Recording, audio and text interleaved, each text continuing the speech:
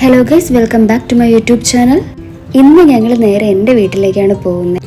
രാവിലെ ഓഫീസിൽ പോകുന്ന വഴിക്കാണ് എന്നെ കൊണ്ടാക്കാൻ പോകുന്നത്. അപ്പോൾ രാവിലത്തെ ബ്ലോക്കൊക്കെ കഴിഞ്ഞ് എത്തിയപ്പോൾ ഒരു നേരം ആയിട്ടുണ്ടായിരുന്നു.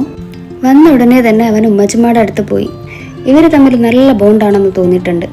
എവിടെ പോയാലും അവൻ കയ്യിലിരിക്കാൻ ഇച്ചിരി പാടാണ്. അവന് തറയിൽ ഇറങ്ങണം. അതേ സ്റ്റെപ്പ് തന്നെയാണ് ഇവിടെയും.